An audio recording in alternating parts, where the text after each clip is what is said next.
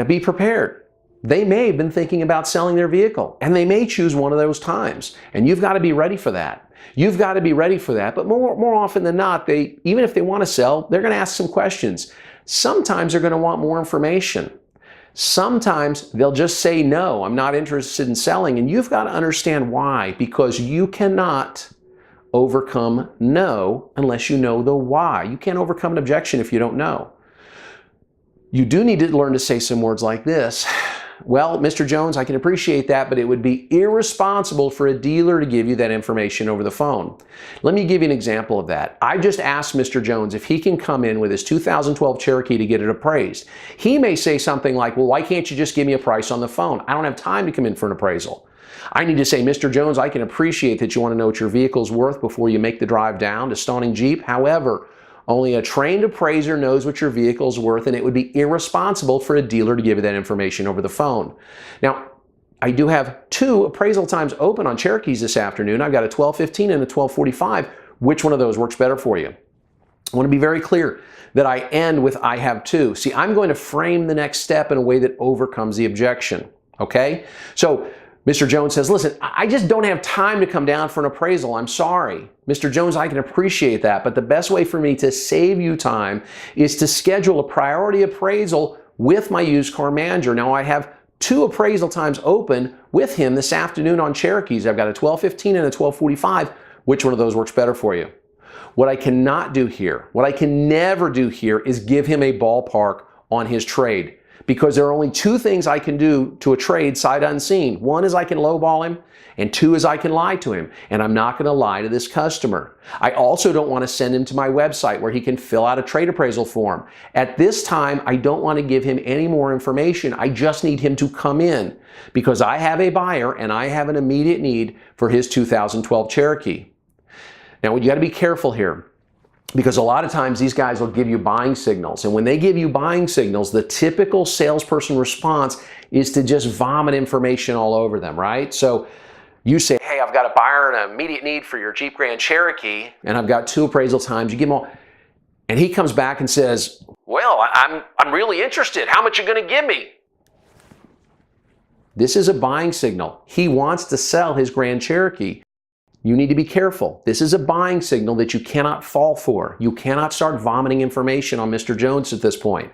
He says, well, I'm interested. How much are you going to give me? You need to be prepared to come back and say, Mr. Jones, I can appreciate that you want to know exactly what you're going to get for your Grand Cherokee. Now, I will tell you, we do have a buyer and an immediate need, and we are paying above book value, and I've got 2 appraisal times open on Cherokees this afternoon. I've got a 12:15, 12:45. Which one works better for you? See, are you noticing that theme? I've got 2, I've got 2, I've got 2. Believe it or not, by the 3rd time you say I've got 2 to an owner marketing prospect, by the 3rd time, 90% of people who will set an appointment will have set the appointment with you. Quick question, Steve. What if somebody's not willing to set an appointment with me? They're not a fit. I've got a database of 1,000 to 2,000 people that I can be calling. I don't need to stay on the phone for 20 or 30 minutes with a customer just chewing up my time who has no intention of ever setting an appointment. See, I don't need him showing up like a traditional up because I'm only going to close him 20% of the time, and I'm going to do it at much lower grosses. I've got to set owner marketing appointments, and those people unwilling to set appointments with me, it doesn't make them bad people. It just means they're not a fit. So let's do another buying signal, right? Guy says, well, what am I supposed to drive home? See, that's a buying signal. When the customer says, what am I supposed to drive home? He is already picturing himself out of his current Jeep Grand Cherokee and into your new vehicle. He really is, and you've got to be careful. You can't just start vomiting information on him and tell him, well, we've got $2,500 cash back on the 2015 Jeep Grand Cherokee, and we've got 0%. You got to stop. You got to stop. Something as simple as this.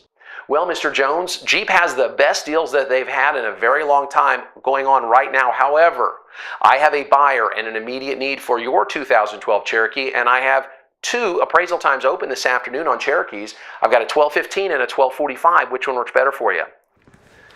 What if he says, I'd love to come in, but I don't get off work until 5 o'clock.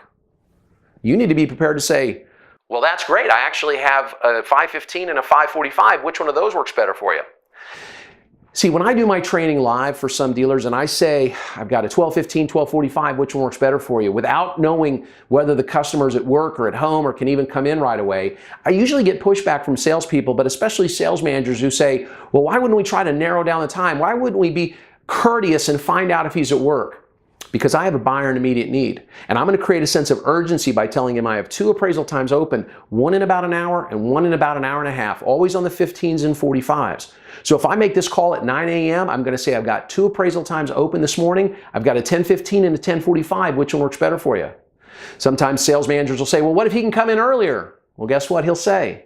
I could be there earlier, right? He'll say, I can be there earlier. And I'm going to say, great. I've got a 9:15 and a 9:45. Which one of those works better for you? Well, Steve, what if he's at work and can't be there till 5? You know what he's going to say? I'm at work right now. I can't be there till 5. I'm going to say, great. I've got a 5:15 and a 5:45. Which one works better for you?